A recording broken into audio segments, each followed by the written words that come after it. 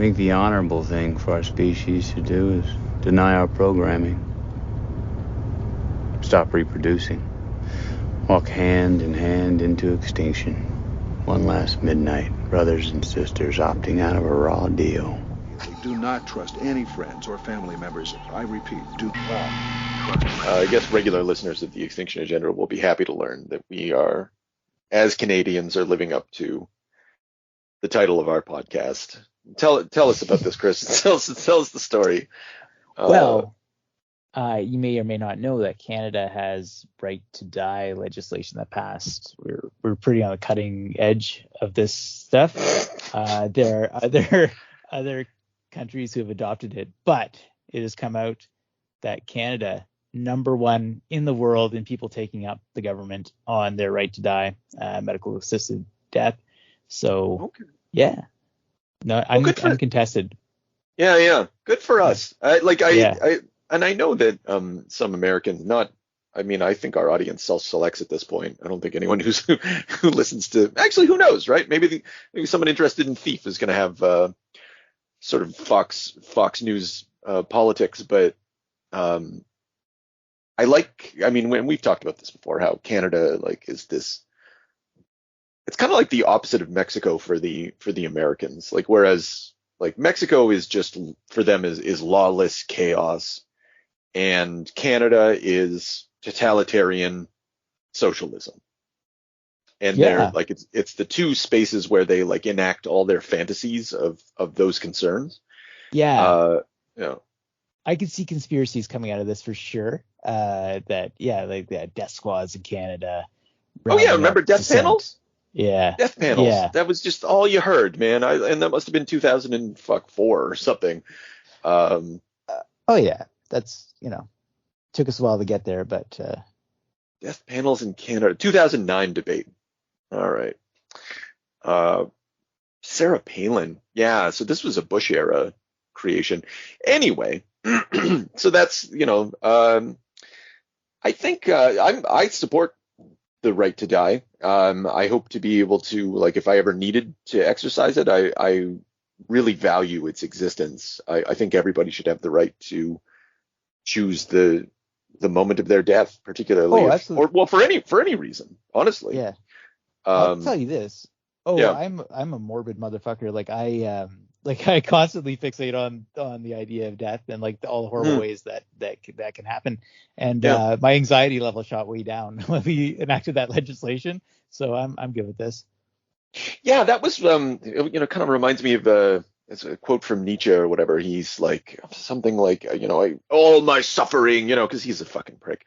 And he's complaining about all the troubles he has, but he's it's fine because I know that I can die. And I was although I could never empathize with the titanic suffering of Nietzsche. That still kind of resonated with me even long ago. Yeah, it's pretty rad, actually. Yeah. I think the concern with this is that I don't think anyone's really. Well, I'm sure there are people in Canada who are concerned that it's being used irresponsibly, but I think that there is some concern that we have current healthcare problems in terms of getting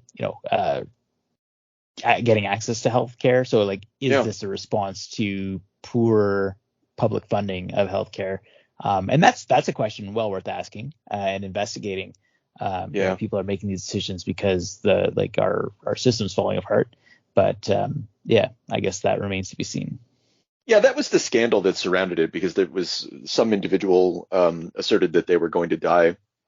They were choosing to die because they were homeless, essentially. I remember that one. Yeah.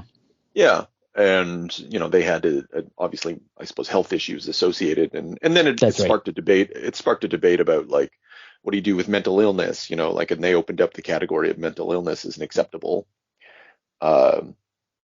reason, I suppose, for but you have to, if I'm not mistaken, you have to get 2 doctors to sign off on it. You have to get a third party non-family member to sign off on it. People volunteer for that position.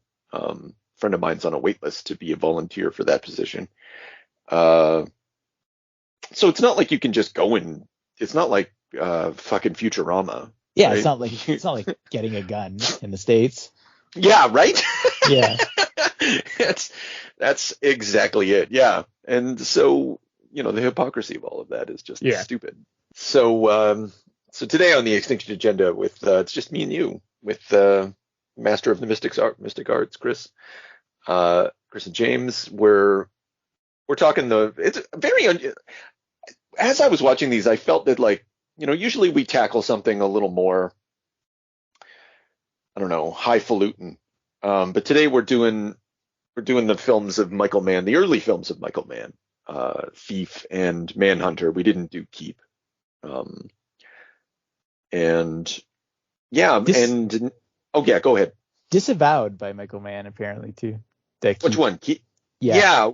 Yeah. Well, because they fucked it up. The story is that they fucked it up. The studio, I mean.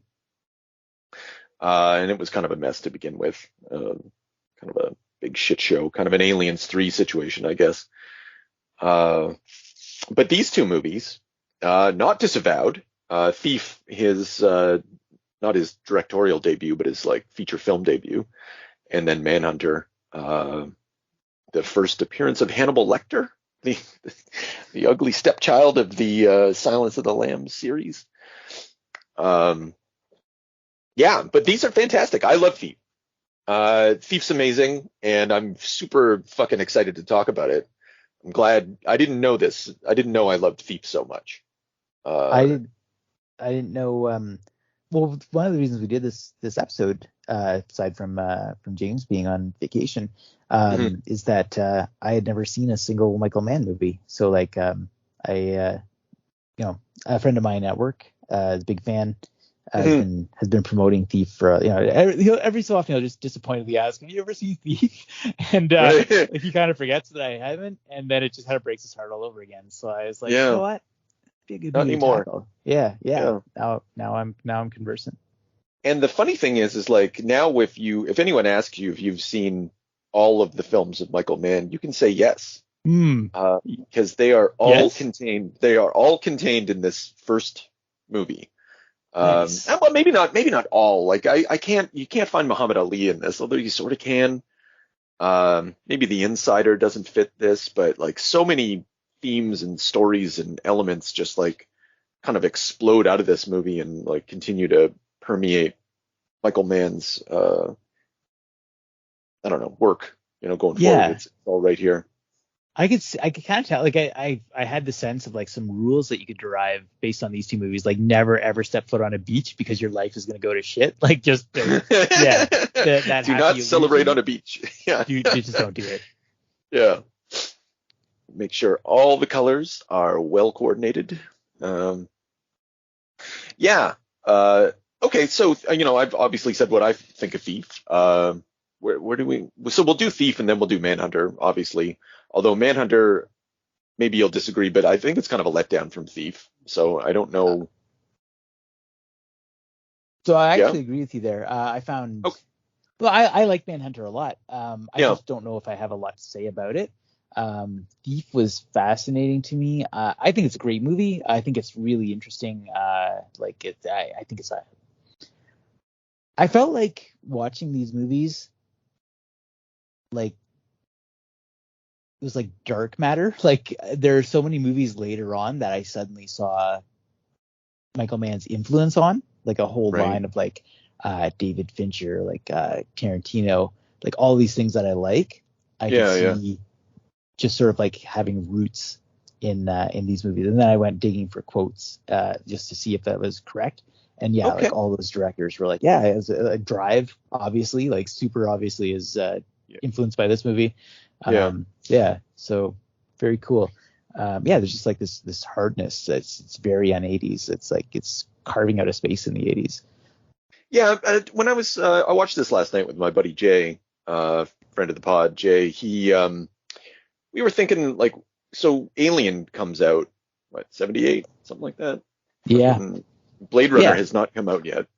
No, Blade Runner I think maybe took something from the aesthetic. Apparently, Tarantino said that after this movie came out, Like they used to get us like 60,000 gallon water truck on set, so they keep the streets wet all the time. And Right. then like a lot of directors were like, oh, like yeah, we're doing that all the time. Like everyone picked up that trick. Right. Oh, fascinating. Okay, so it's what I was driving at 79. What I was driving at is like it feels like it permeates out from Ridley Scott, like from Alien, through Michael Mann outwards, into, I mean, obviously Alien itself too. It's not as if Alien was in like this unknown quantity, and also Blade Runner. But I guess the thinking is you you put them at the center of an explosion in movies at that time. Uh, I I'm buy sure you that. can put a yeah, I'm sure you could pick a bunch of other things to add to it as well, but still though, like a major aesthetic is being crafted. Yeah. And it's not Yeah. like there weren't like hard movie. I mean, obviously there's a tradition of Al Pacino films or like Robert De Niro, like those sorts of crime movies from the 70s. Yeah, yeah. Yeah, But but something's coalescing for sure. what's different in these thief movies is like it's aspect to aspect shots throughout.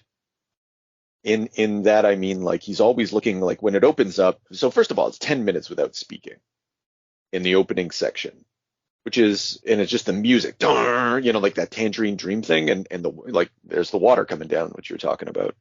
And we're just watching James Caan, who's fucking aces in this, drilling, right? Just working fucking hard. And watching the job done, that could have been so fucking boring.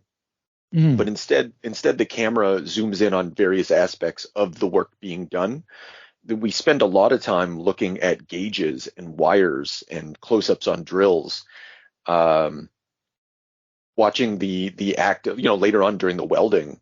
We just spend a lot of time watching work and looking at aspects of whatever action is going on. And I think that's what's being brought. Because there's nothing new about this movie. You could have made a movie like this in the 1950s. Very true. But yeah, he just brings a completely different sensibility to it, different way of shooting everything.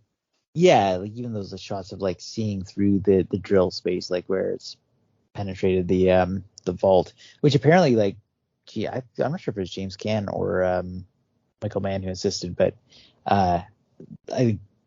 they bought like a $10,000 vault, and like everything they're doing, like he learned how to do. They had people on set who were like paroled thieves, advising them, lending them tools. Yeah. Yeah, well, we were talking like how did that? Because they finished the drilling, right, and the metal is super fucking hot. Not the drilling, the welding, I guess, the cutting, and so the metal is super hot and it collapses. But there's already a camera in the vault, and the guys are walking through in their suits with like fucking blazing hot metal. Like you couldn't. That's one take. There's no way you could retake that. Yeah. If that, like maybe I'm being tricked by movie magic in that moment, but I don't think it's certainly, yeah. Yeah. This is a different kind of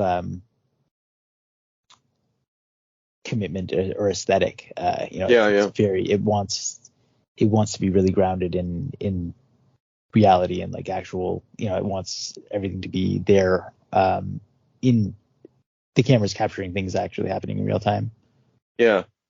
And he's able to do that. And the reason we're able to look at aspects to everything is because it has that, we'll call it authenticity to it. Like he must have just been sitting there looking at these cables and looking at these wires and those gauges. And he's like, okay, I'll get a shot of that. And I'll get a shot of that.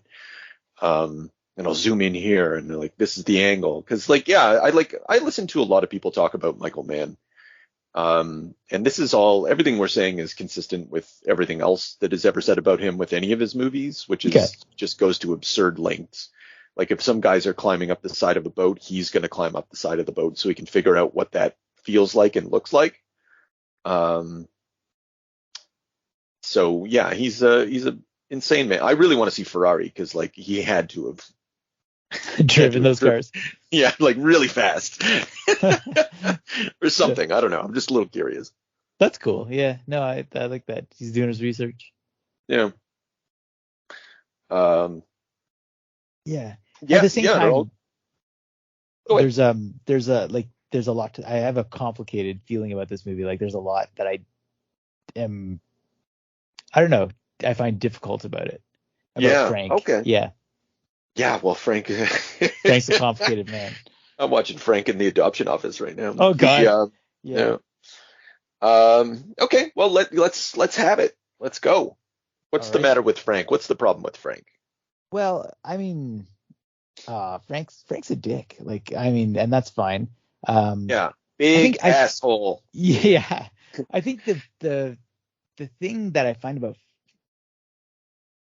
the challenge I have with this movie is I take it as a character study. I think I take it that we're not supposed to totally identify with Frank or to be otherwise. I think there's a kind of like adolescence to this movie, where as a guy who just doesn't get everything he wants, so he like flips out. Like there's I think at the core of this movie is this sort of like it flirts with that idea of the American individual. Like to be completely self-sufficient and to not need anybody and to do like pull yourself up by your bootstraps. Like it almost wants to fetishize that. So and it's cool. Like I mean, like don't get me wrong. Like I enjoyed how Frank handles himself, but there's almost like a myth making to it too. There is, but at the center of it, I would. I'm picking up exactly what, like, I know what you're talking about, and it's certainly there. But Frank's pathetic at the same time. Like, he's got this little, like, vision board, right? And with Willie Nelson, he talks to Willie Nelson at the prison, and he's like, it's crazy out there. You don't know, like, when they talk together, they're like children. And it reminded me of Rambo. Like, Rambo in First Blood is so efficient and so capable, outside, like, James Caan in this movie, Frank has Rambo qualities in that, like, he's going to take care of everything. But then when you get to his interiority, he's just pathetic. Yes, that is such a great comparison. Yeah. Well, like when he's talking with Jessie, Tuesday Weld, she at the bar, like, and getting back to Frank's complicated qualities, he's just, like, I love that. Like, I just embrace it, man. I just embrace his complete shitheadery. Grabs her from, like, you've been making me wait for 2 hours, and he's like, don't you think it could have been fucking important? Pulls her out, roughs up some guy who tries to stop him, and then, like, what do you fucking think I do, huh? I wear $500 pants, blah blah blah, and yeah, just bullies her until, like, she finally listens to him, and then she falls in love with him. Yeah. I love it. He's like dragging her out of the club. You were looking forward to this. Mm-hmm. Like, just kind of like pushing her around to go on the date with them, like almost like manhandles her to the cab. It's absolutely horrific, but that's why I say I take it as like a character study, because I don't think anyone would have written that and said, like, yeah, this dude's doing it right. Yeah, it's totally admirable. And just like his speech to her, like, I'm a true blue kind of guy. Let's cut down the moves and the bullshit, and let's get with the big romance. Like, that's He's just, he has sort of a cowboy mentality. This whole thing has a lot in common with, he's a bank robber, right? Out on the Wild West, and like the cops represent the state in this instance. They want his taxes, and they're all fucking crooked. And then the mob boss is the employer, taken from his labor or whatever, and it is highly politicized, but go ahead. No, sorry, complete that thought. Well, I was going to make an inappropriate comparison. I was thinking of, there's those songs in Mexico that, like, glamorize the gangster, because they're free and they deal with the cops and they protect you and stuff like that. It's it's of a piece with that. I don't think that's inappropriate at all. I think that this movie wants to say that there's something at its core. I think, like, this movie likes Frank, and I mean, like, I kind of like how Frank operates too. Like he's got a bit of a Robin Hood kind of thing, and like in a very hard boiled way. Like he's like, I don't do home invasions. I only take big targets. I only take diamonds and cash when they're negotiating, right? So he's not gonna like, he's not there to like fuck up like the working man. He's there to take on the big business. And as they have that negotiation, the guys like, sometimes the marks are in on it. Sometimes everyone's just robbing the insurance company, like the banks. Who cares if they lose shit? So yeah.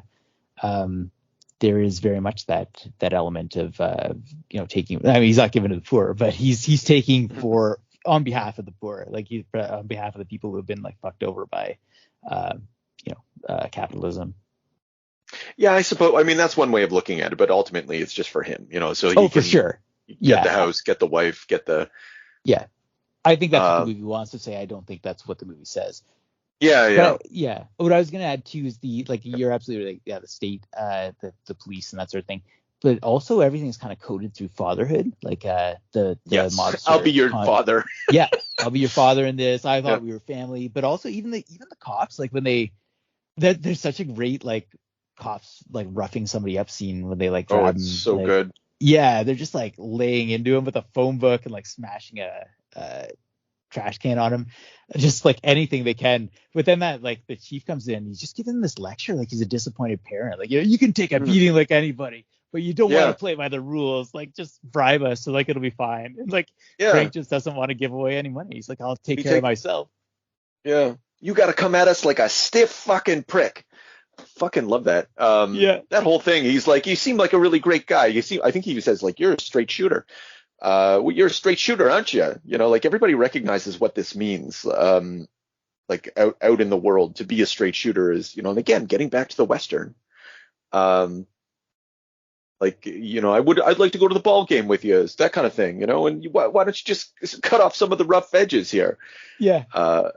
And everybody's making money, and this is what you do.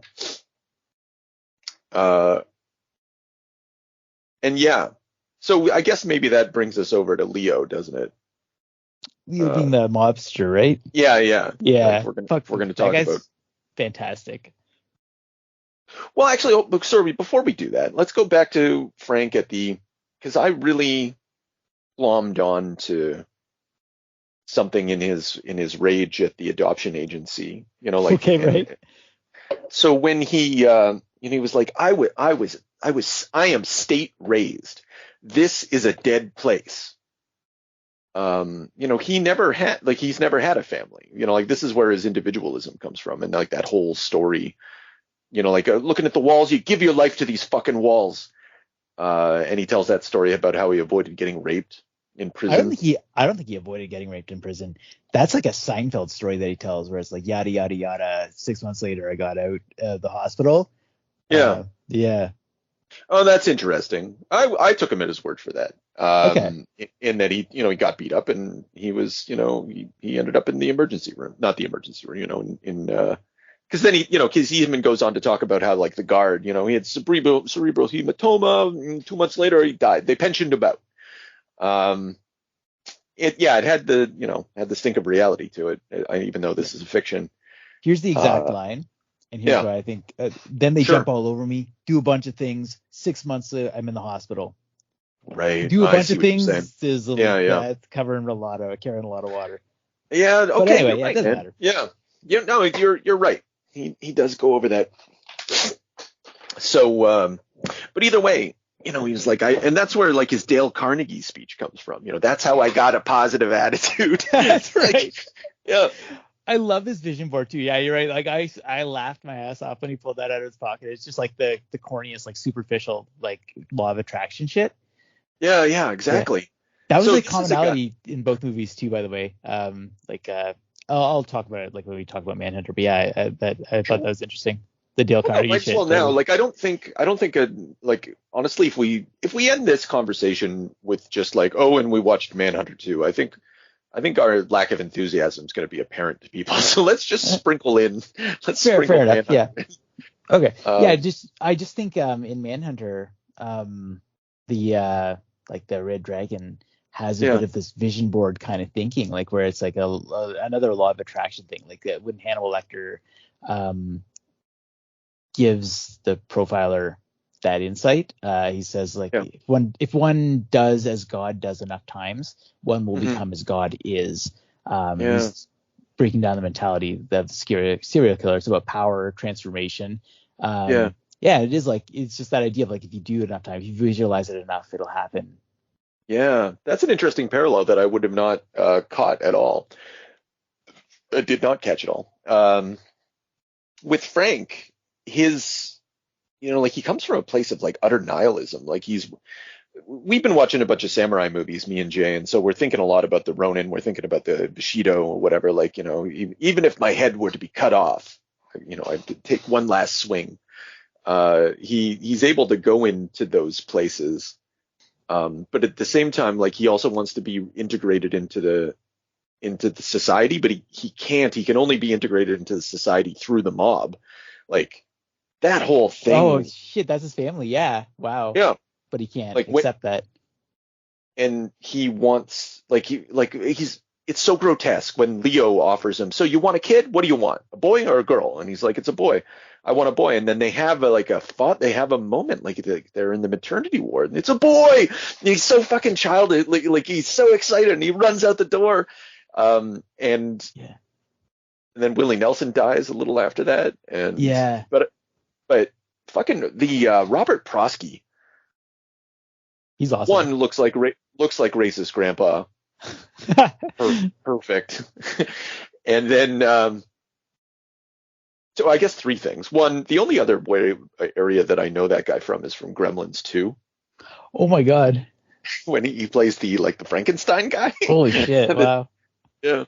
And then and then he looked like racist grandpa, but then he's basically the devil in this movie.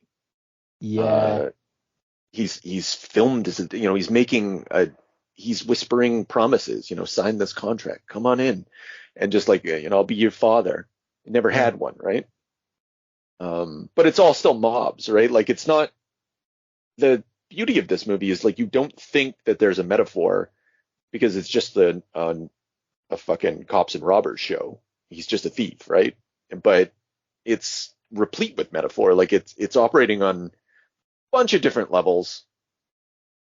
It's so competent.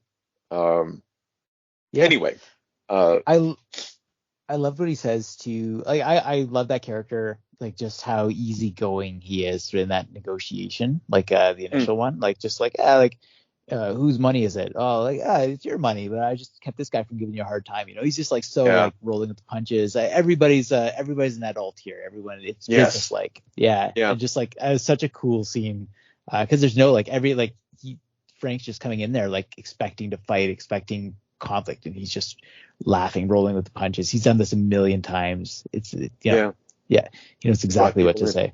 Yeah.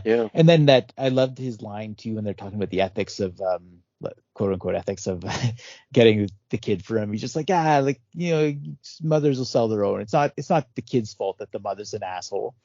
Yeah. Yeah, and you see the kid, like she goes and pick up the kid later, and like, was that the mom? Like what just I think happened it was. There? Yeah, because she lingers like sort of in the elevator briefly. Like I took a look at her and like, is she sad? Is she hesitant? Like, what's going to happen when that elevator door closes? Is she just going to have a fucking breakdown? Yeah. And how do they like what really like it's sold as this willing thing. But I'm sure that the mob is leaning on, look, what assets do you have? Well, you owe us a lot of money. Like, what kind of deal can we make here? Yeah, I suppose so. Or she's got but she doesn't look like she's in a nice apartment. I'm looking at it right now. Coincidentally, it just happened to come on. Oh, that's funny. It's very like I'm going to say it's more like a nanny dropped it off. Okay. And wherever it came from, I'm willing to think that it came from something, well, clearly a dark place. Yeah. That kid's like just like orphans from like gunned down mobsters or some shit. Yeah, entirely possible. Yeah. Yeah, I liked, and I think you kind of mentioned this, the state thing. It is true that Frank is like a guy who's probably gone through some intense trauma, and like just the only way he was able to deal with it is just to like shut himself off completely. Like he has that thing where he says you have to get to a place where nothing means nothing. Yeah. I think this is really I think studying the role of women in Michael Mann's movies would probably be pretty fascinating. I don't know if he would know how to write women. I've only seen these two, but like the wife in this is she's only there to give Frank something to lose. She's only there to almost show that he's better off or stronger without a family. Like that, the family's a liability. Yeah. No, exactly. So there's sort of an irony to it. Like he wants to have a family, but unfortunately he can't because like the old man, Prosky, Leo, he's like, first of all, he talks about like your child, you're renting your child from me, and he describes all those horrible things he'll do to his wife. God, yeah. But it, and he's like, I want your work until you're busted and ruined or whatever. And he was like, get up, Frank, go to work. You have responsibilities. Yeah. And ultimately it's almost a Peter Pan thing to an extent. Like, the ultimate individual is the one who is, you can't be an individual if you have a family. And that's obviously true.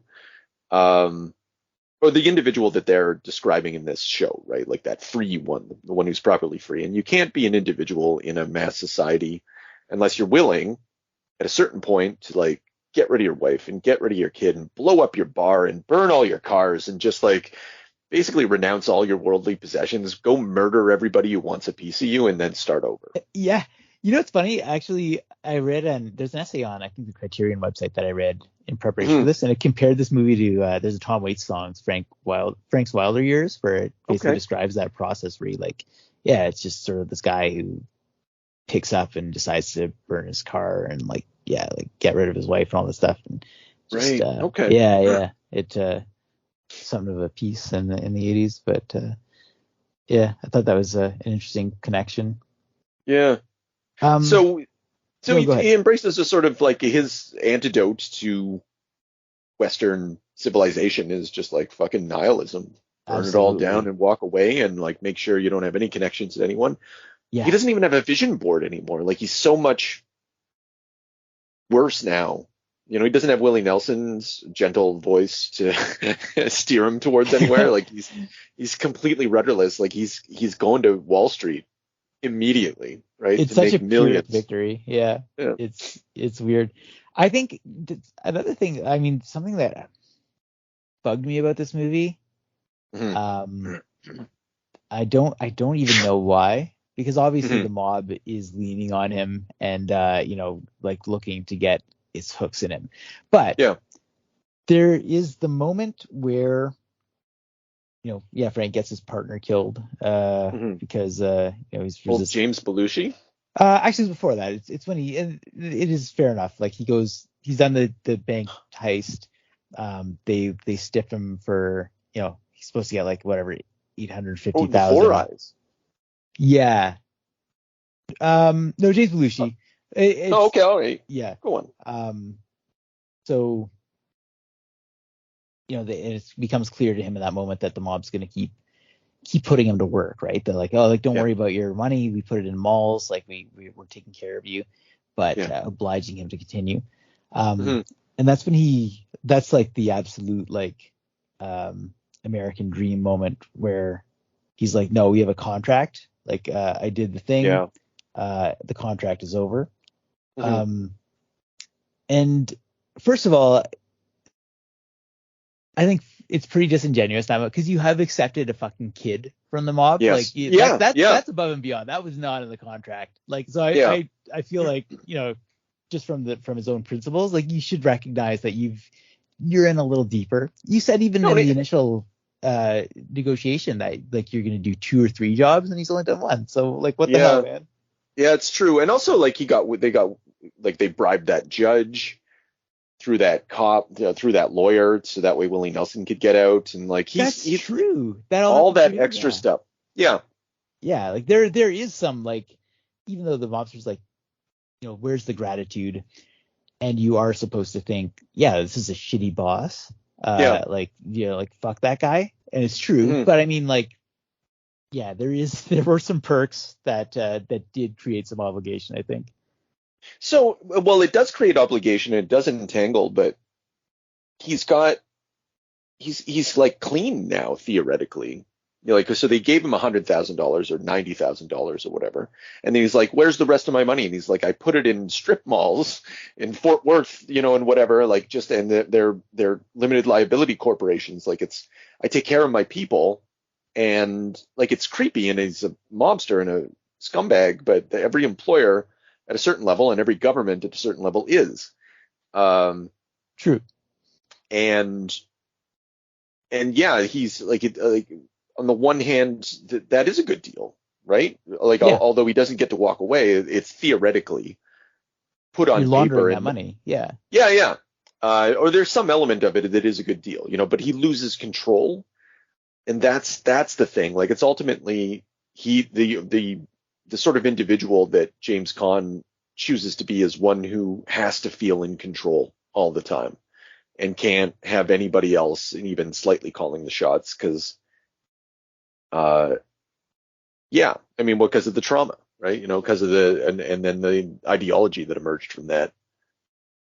That is true. Yeah.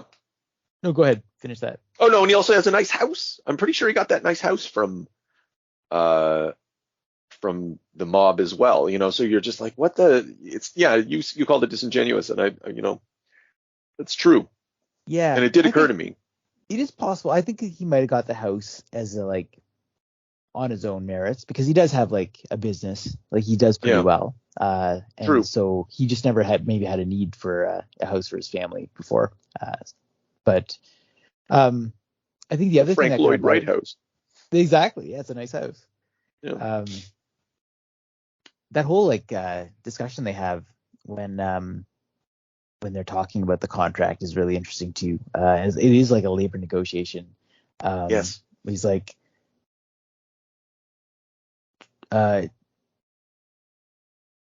you're making big profits from my risk, my sweat, my work. And that's okay because I elected to make that deal. But now that deal is over. And then, it's just like, I get that. Like, I understand. Like, I don't want to stick around for team building after work activity shit myself. So I can relate to that. But I think the odd thing about this movie is that like Frank, it's not like he's not striking back against this boss. He just wants to be the guy doing capitalism the best, like just like doing the system the best. Like I feel like somebody like Elon Musk could watch this movie and relate to Frank, or like Jeff Bezos could be like, yeah, I'm like Frank. Mm-hmm. Like, I'm getting the best deals and the best contracts and like standing for myself. Yeah. Yeah, and this comes back to the myth making that you were talking about. Like, it's definitely all there, and I'd say that that in and of itself would be very bad if it wasn't for the fact also that there is something deeply pathetic about Frank, and he comes from his rootlessness comes from what we could call a genuine place. Like, he literally has no roots. He's got nothing to work with, and so he's just like, I gotta take care of myself, and he views the world as the Wild West. That's a good way to look at it. Yeah, like he's had to take care of himself the whole time. So yeah, and so he just it's an exaggerated version of that, but at least it comes from something that isn't just, I don't know, being a rich piece of shit, yeah. To make the comparison to Elon and Zucky and that kind of thing, but so it's actually a good contrast with now that you've brought this up with fucking Jake Gyllenhaal. What was that movie called again? Yeah, Nightcrawler, for sure. Nightcrawler. Yeah. That's another one I thought of too. Yeah, it's the inverse of it almost. Whereas Nightcrawler is a rootless individual who is like deeply manipulative and shitty and actually he's doing capitalism the best in that space. Yeah. Yeah.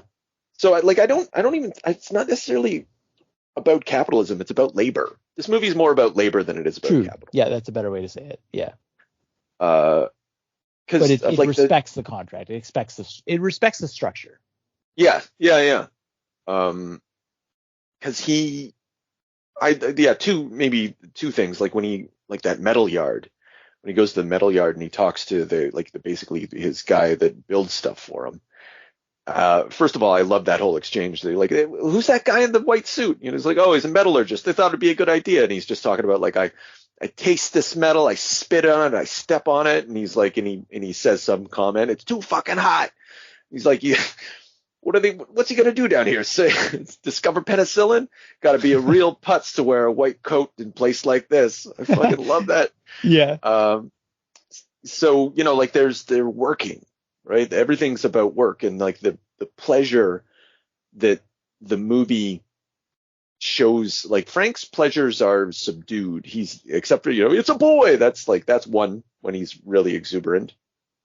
And then two, the quiet smoking your cigarette pride of a work well done. That's you know, right. when Yeah. finally, It's like a post-sex cigarette after he like pulls off that heist in the bank. yeah. Yeah, he smiles to himself and he looks at the camera and you're like, yeah, Frank, you're top of the world, buddy. You fucking did it. You know, but his troubles are just begun at that point. But it's still about the pride of manual labor. True. Yeah. Yeah. Yeah. It's very like, I think one of the things that they intentionally wanted to do is show like the process of thievery is like this kind of work, like this like still methodical labor that's very industrial, like using tools and shit like that. Yeah. Yeah. And real know-how, it takes them a long time and they plan stuff out and like they sweat and I love watching him. Getting back to what I was saying, like the movie opens up with him drilling, just working, you know, sweating, and everybody, James Belushi's looking at those wires, and you know, everything's coordinated and they're in and out and they're done. Like he doesn't want anything else. Like the mess they make when he's going through the safe, looking through the diamonds, everything else is garbage. Throw it out. Like it's the opposite of the cat burglar. You know, Yeah. he's breaking in. Yeah. There's a symbolism too, I think, in just like diamonds, like basically ultimately a useless gem. It's just like ostentatious. It's shit that wealthy people want, and like, you know, take it from them and sell it and get on with your life. But like everything else, like that's, you know, that's the target. It's like it's a statement almost. Yeah, and how do you trace it? It's got to be impossible to trace diamonds. I mean, they don't have serial numbers or anything. They're That's just true, yeah. diamonds, right? So, and then obviously cash, which does have serial numbers, but you can launder it. You can do something with it. He doesn't want to get tied down in real estate. He doesn't want his money on the street. Everybody's always like, put your money on the street. And he's like, you put your money on the street. I'm putting my money in the bank. You know, there's part of him that like, it's thrifty. It's I did think of Dale Carnegie. Is he the how to win friends and influence people? Yeah. Yeah, I don't know. He's not doing that though, so maybe that was the wrong comparison. I was just thinking about like American positive attitude, labor, vision board shit. Like there's I think some of that does tie in with Carnegie's like has its Okay. origins and that, like, because I think if I'm not mistaken, that stuff has origins in like this positive health moment where it's like, if you think well about yourself, then you will be well, and then you will attract success. Yeah. Yeah. So okay, all right. So that he's but he's attracting success through his, you know, really hard fucking work. And it's great to see. Even James, like, I love James Belushi in this fucking movie. He's so like, if you stop and look at him, like by him, like just think about what you're looking at with him in this movie, you're just like, you stick out. It's very weird. But he manages to remain invisible. Like the camera doesn't focus on the fact that he's not actually a very good actor or anything. Like he's perfect. He's perfect. Yeah. Like a goofy friend. Yeah, but very professional, very Batman and Robin. Like can be relied on. Like there's no way he doesn't slouch at all. Like when you need the fifth alarm, did you make the fifth alarm? I made the fifth alarm. You know, like, and that breaks open the case. Like there's no way that James Caan could do any of this shit without James Belushi. Yeah. I like that he had to get a special tool too. It's almost like the hero needs a magical weapon But, Yeah. In this industrial like metallurgy lab, like Yeah. don't worry, they'll forge one for you. Yeah, well, he was like, I don't know, if I build this thing for you, it's gonna be a son of a bitch. Yeah, yeah, it's awesome. All right. This Yeah. movie is rad for sure. Yeah. Um, yeah. Whereas, Manhunter is cool to an extent. Like the between the 5 years between Thief and Manhunter, I feel something changed in like it's more Miami Vice than it is Well, yes. Well, I think it is. I think he gets involved in TV and probably yeah, he starts. literally is executive producer on Miami Vice. Yeah. Is that before Manhunter or is that? I thought that was like 86-ish. I'm gonna pull up the Manhunter's 86. I have it in my mind that 1984 is Miami Vice, but I'm Okay. about to be 84 to 89. Oh, there you go. I don't know. Okay. Yeah, I don't know if he's like he's the executive producer the entire time. Yeah. So there's something. Hmm. There's like Thief has a much rawer kind of aesthetic, and something more stylized and cold kind of comes out of Manhunter for sure. In fact, my understanding is a lot of people didn't like the movie at the time because it was just too alien to like I guess 80s sensibilities. Like there's like this is cold. Like I don't get this. Yeah, which is funny because it's the 80th fucking movie. It's like quintessential 80s as we understand it, right? So here's where there's comparisons. Thief does have a lot of water images, like when they're on the beach and James Belushi tackles that chick, like fucking tackles her. It's like, you can't. Anyone, just go watch that scene where James Belushi fucking tackles the legs of that lady and sends her like smacking down. That's just perfect. Like you'll never recreate that. But it did like that beach, like you said at the beginning of this, the beach surf mentality is there. And then the color palette throughout Thief is very specifically chosen. Lots of, like everything's coordinated. Lots of blues, lots of great blues, lots of nice greens, like it's, I think it's just a more psychedelic movie. I was reminded more of Taxi Driver with Thief. Like we hadn't talked about, he's driving around in the car and stuff. And what I was saying to my friend the other night, it was like, Michael Mann in Thief at least never lets himself be lazy. Like every shot is interesting. Yeah, true. Even when they're driving around, and this is a technique that was used in Taxi Driver as well. Like watching the reflections of the lights in the city off the hood of the car or the side of the car, it produces a really like psychedelic effect. And like that with that Tangerine Dream soundtrack, driving around and all the light shows and stuff. Yeah. I think some of that is still there in Manhunter, but it is, and I'm not going to say it's lazy, but it like Thief felt almost like he was scared. He was just like I got to put it all in because I'll never get another chance to do it again. And with Manhunter, like there's an easing out. I'm going to have these blues, these pastels, and I'll center these images and I'll just open it up. It does feel decompressed somehow, and like a little more austere, like sparse in a way. But in interesting, I think it looks great. Like it's fucking great soundtracks to both these movies, by the way. Like I loved it. I thought Tangerine Dream was going to be so like I was a point against it in my book. But, right. It works really well. It sounds really cool. Yeah. Yeah. And there's such weird sounds in Manhunter, like the when he climbs that tree and like it's like there's like almost like a studio band putting something together, but like the voices of this girl is muted. Like you just have to hear it to explain. It's hard to explain, but yeah, and the weird oboe like or like flute music when she's petting that tiger. Like oh my goodness, so interesting. That whole scene, like that's frankly for well, there's so many cool scenes in Manhunter, but that tiger scene with Joan Allen, just sort of like petting it, and I was like, they really sedated that tiger. That's Oh, like, did they?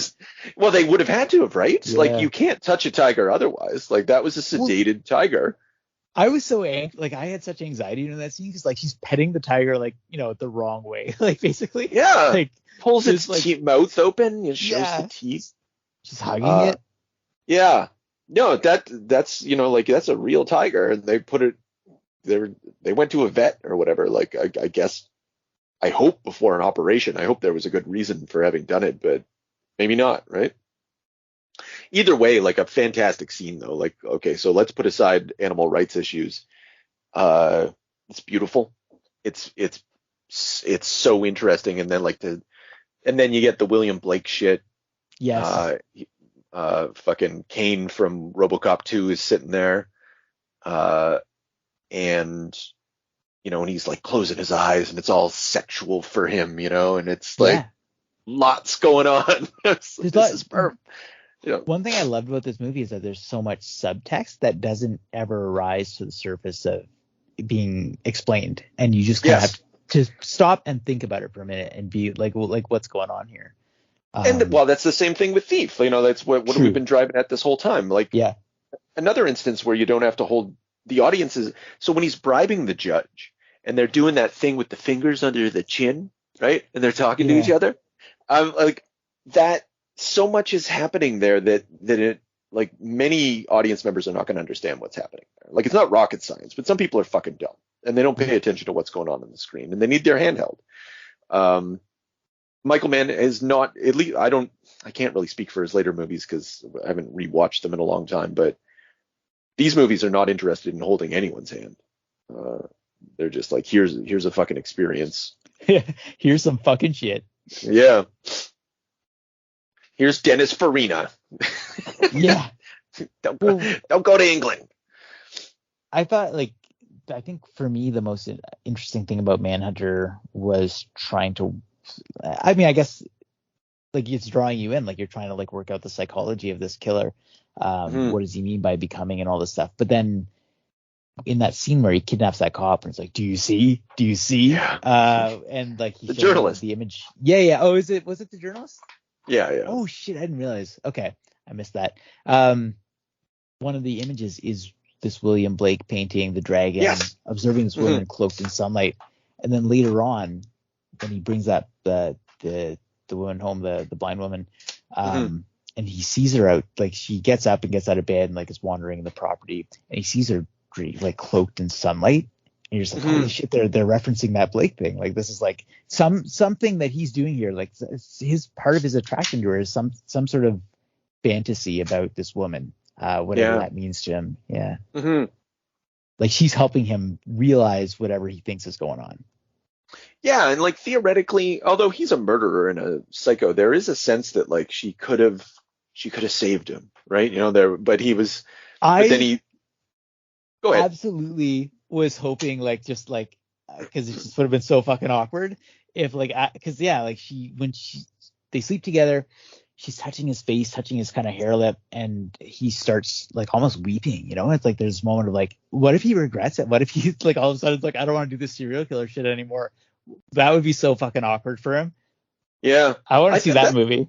I think we did though. I think like that's what we saw, but he was so destined to continue the serial killer shit that like when the one like he's so jealous and out of fucking control, like she gets out of the car with that dude and like he pulls some fluff off of her face, and for him it just turns into like this, again the way it's shot, like the light is shining over it and it's just some sort of like big sensual moment where they're touching. That's amazing. Yeah, he's like he's seeing things that aren't there. He's properly insane in this. This is, to my mind, like one thing about the 80s. There's a period in the 80s, I'm thinking specifically of Basic Instinct, and I'm sure there's other movies I could think of as well. It's just like the idea that someone with a psychology degree had superpowers was a thing in the 80s. They're very true. Into the 90s, like, yeah, absolutely. Yeah, just like the profiles and your profile saying, you're like, what? This is bullshit. This is stupid. Yeah. Like I'm sure there's patterns that you can find, like through criminology or whatever, but you're not like, you don't have to enter into the killer's mind and touch his darkness, like fuck off. Yeah. I was talking to my buddy about that, and he's a few years older than us, and like Okay. remembers watching Miami Vice and all that shit. And so we were Okay. talking about like where like what's the origin of the serial killer movie? Like where does this sort of thing start? And Yeah. we didn't really come to a firm conclusion, but it does like there are these movies through the 50s. The Hitchcock does some through the 70s, but I think what begins to happen in the 80s is like just a cultural awareness, like in the media of like these techniques and I guess more understanding of serial killers that just sort of begins to infiltrate film. And I think it's just sort of like a just the natural. If you're going to do a movie about a killer, like of course you're going to start to bring in this new understanding eventually. Yeah, but then it could just like it goes fine. You can do that, but then it just goes CSI on us. Like bring in the spectrometer.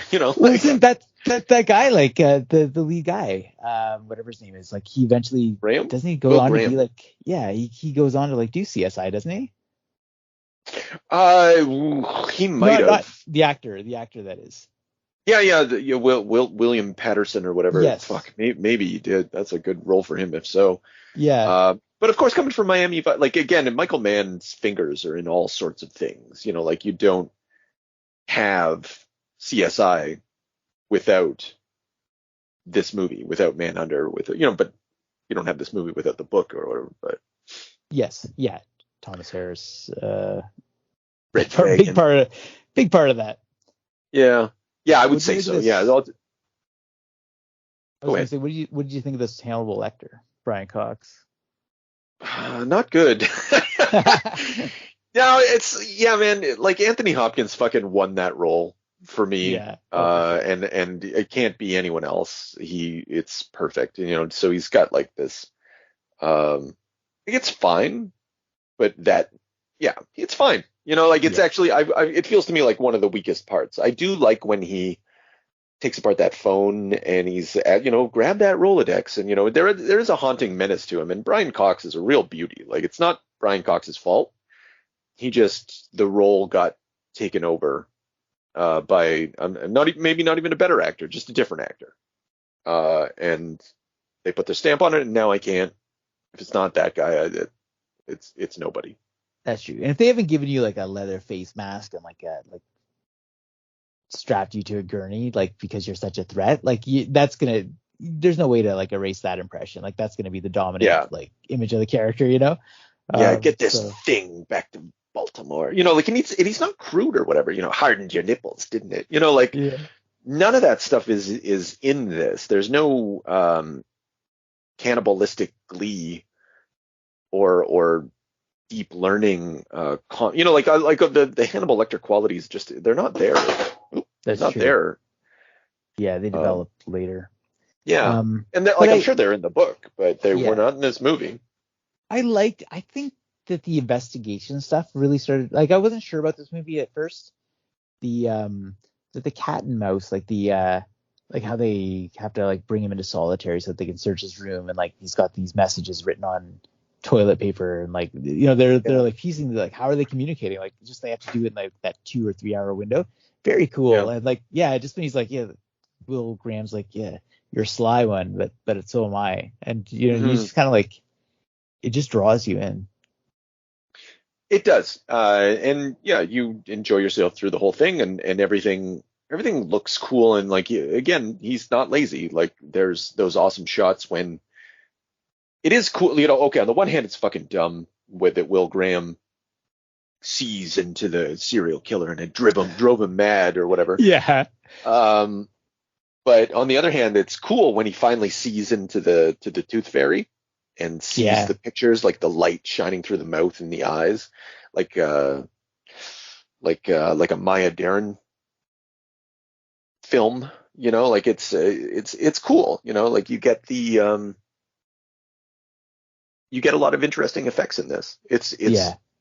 Like all I want from movies, like I say this, and I feel like I'm saying it more and more in life, is like movies are pictures and sound, pictures that move with sound. Like, I don't care what's happening on the screen as long as I'm getting pictures that move with sound, like, and someone who like understands that that is the medium that's being worked with. And so I want beautiful colors. I want interesting panels. I want constant motions, constant interest. And when there's music or sound that, just harmonizes with it. Is that so much to ask? It's And true. Sadly it is though, Yeah, and I think especially now, like I don't know if you find this, you're probably less addicted to your phone than I am, but a movie that makes me want to put down my phone and actually be absorbed into the thing, like that's the experience I want. I resent that you're boring me enough that I'm turning my distraction device. Yeah. I'm moving from distraction to distraction. That's Yeah. It should properly engage. Like, I'm looking at all the blood stains in the house. He's taking a look-see around. It's really exaggerated, the amount of violence that. But then again, there's a lot of blood there. Tom Noonan is gigantic and terrifying in this goddamn He movie. is. Yeah, as a tooth fairy. Oh, I love that. That's a really fascinating element to the because we tackle a lot of superhero stuff. There's always that like sort of like the press naming a thing. Yeah. But it's interesting that's just sort of this press moniker that comes out and like no relation to this dude's ambition. And like it is really creepy, this idea of like whatever he imagines himself to be. Like when he's captured that guy, he's like, you're privy to a great becoming. You recognize nothing. You're an ant in the afterbirth. Fear is not what you owe me. You owe me awe. And just like, oh God, like this guy really has a vision for what's going on. Yeah, and so in the same way that, and this isn't, obviously this comes from the book, but maybe there's a parallel to be drawn. Like, no, it's a bad parallel. I'm going to do it anyway because I started the sentence. But in the same way that Thief mythologizes to a certain extent the thief, like or the individual laborer, this movie mythologizes the serial killer. Like the serial killer. Sure. Prior to this is, I would assume, like they're just killers, and like maybe they'll dress like clowns in order to get children to come over, and they'll diddle them before they murder them or whatever. This is the idea that the serial killer is not, I don't know, like random or has a superpower of some kind. Yeah. Like, so there's an interiority that is like really worth, like that can be dramatized.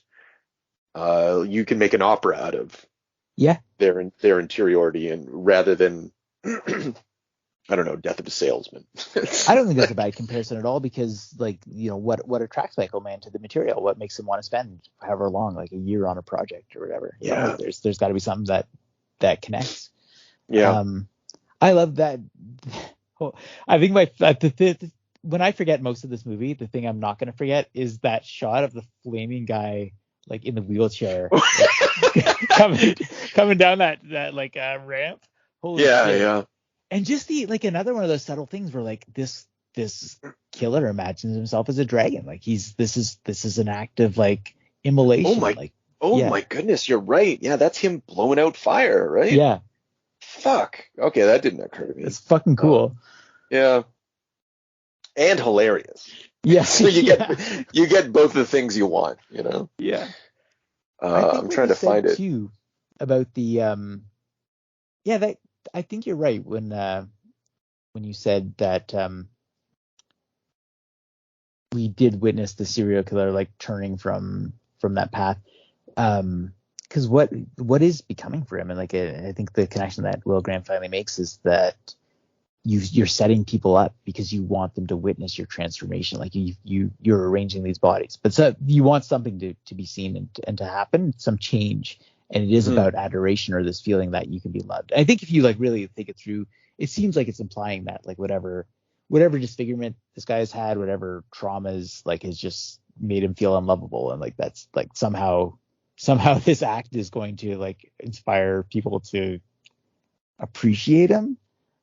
Yeah, there's an irony, and gets back to the book, I assume, like the one person he wants to be seen, his motivation being seen or whatever. That's what Will Graham says. And, Joan Allen cannot see. Oh shit, that's so true. I didn't catch that. But yeah, you're totally right. Yeah. That's in that scene where he's like sitting there and he has her over and he's watching the film of the family that he's recorded, and she's like, "Oh, what are you watching?" And he's just like, "Oh, like nothing. Just some research." Cool." And then the camera just pans to her chest, and it's that so creepy. Yeah. She, in typical Michael Mann fashion, like everybody just always does research for these fucking things. She spent a lot of time, like, actually among the blind, and blindfolded herself walking around, just to get a sense of like how she ought to be acting. That's cool. It comes across really well, Yeah, and let's complicate what I said too about women in these movies. And then, again, this is a book. Who knows? If it has much to do with Michael Mann. Like I just need to see more of his movies to really start to. Frankly, just watch Heat. Okay. If you want like confirmation of whatever you think Michael Mann's ideas about women are. Yeah, fair enough. Yeah. Just watch Heat and yeah. Yeah, but she's a very capable character. She's very strong. She's kind of getting getting around on her own. Really can do a lot of things. Like she has this job. Like, and is it implied that he's getting her to develop film because she won't be able to see like the pictures that he's taken? Oh, if so, I missed that. But okay, I'll buy that. Yeah. I think a big problem with this movie, like maybe just to talk about a con for a little bit, and to compare him to James Caan, like Will Graham's not a great leading man. Like this is not watching him go through this process it's fine. Everybody's fine. Everybody's like, well, for the most part, well chosen for the role. And Will Graham or William Patterson or Peterson. I can't read my own fucking handwriting at this point. Like he's fine, but there's something lacking. Like when he goes into his mental space into the mind of the insane, like I don't feel he's actually going there. That's a problem. Well, yeah, like I thought there's like I kind of chuckled every time you'd like get way too worked up about it, like, and you watch them, son of a bitch. Sick fuck. Yeah. Like, okay, buddy. Who are you talking to? Yeah. This is not a good dramatization of your inner turmoil. Yeah. But I guess not surprising that he ended up, and I did confirm that while we were talking. Yeah, he's a CSI guy. Okay. Yeah, of course. I can see it. Do you see? Yeah, I see. Fuck. There was a thought that was going to follow off of that. That's a shame. Actually, like I was struck by sight being a common just touch point in this movie. Even when he's profiling the guys, like everything's about vision for you. That's your primary mode of sense. And I didn't really know what to make of that, but it does. Again, I think you put your finger on it. That idea of just like this guy wanting to be seen as something or to be recognized or appreciated. Yeah, it all kind of ties together. Yeah. My first encounter with this movie is remember what was it, the Sand in Espanola? They had videotapes you could buy for $2 or whatever once in a while.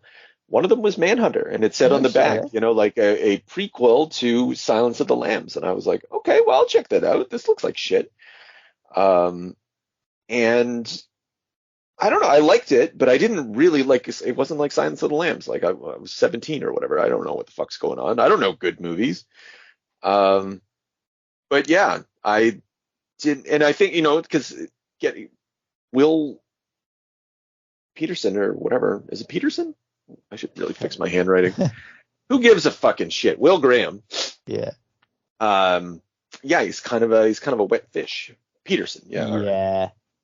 And I didn't care for it, and I like the pastels and everything. This blew my mind. I was like, "What the fuck is this?" And then Brian Cox wasn't even Hannibal Lecter, and I was like, "Okay, this."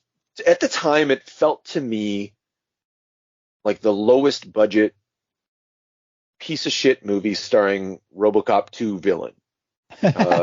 is how I felt about it at the time. And it's funny, like, and it doesn't surprise me that this movie didn't do well, based on that response. Like, it doesn't, it could please the eye.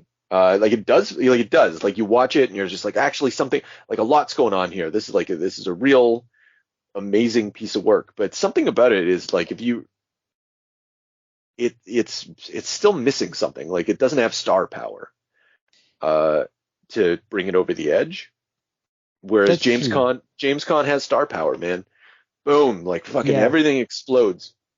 I The don't know biggest that star in this movie is Tom Noonan, true. and this movie's, yeah. Yeah. I don't know this movie has like really like a standout scene or things like that you like as a as a teenager kind of Just that tiger. cling to. Just the tiger. That's true. That is a weird thing. Yeah, Yeah. the tiger I never forgot, and then do you see? So that way I even like, because that gets referenced a lot. Yeah, do you see that some parody in South Park? I remember that for sure. Yeah, and like it showed up elsewhere too. Like you'll see it, you'll hear it rather.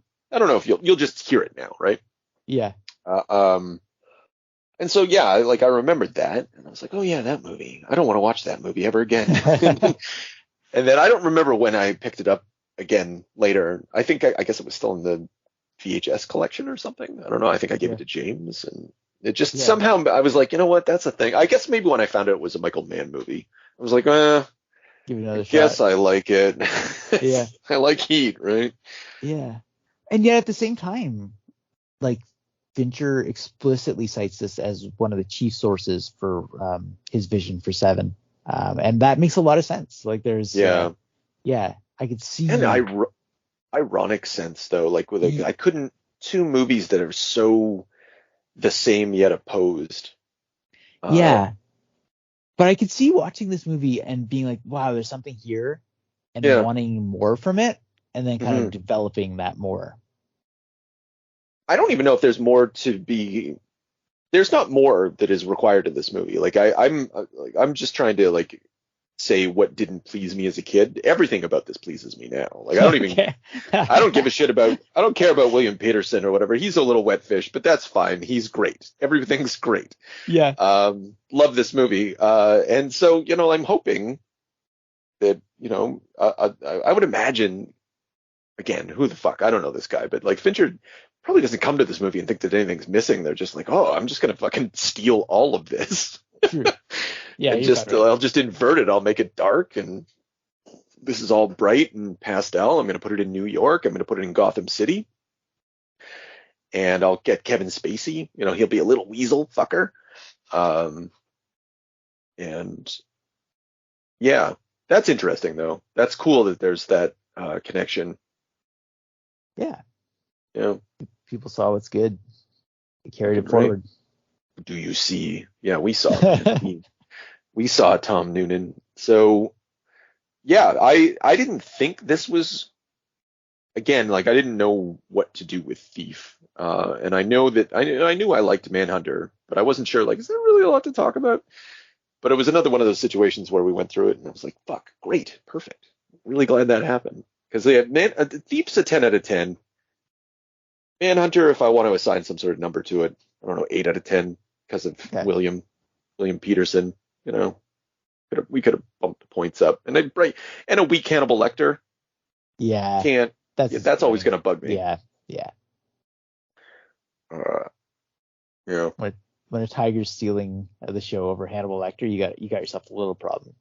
Yeah, they should be neck and Not neck the point up. Yeah. at the least. Hannibal Lecter riding a tiger at the very least. There's a T-shirt there. What could have been? Now, all we need is a little energon and a lot of luck.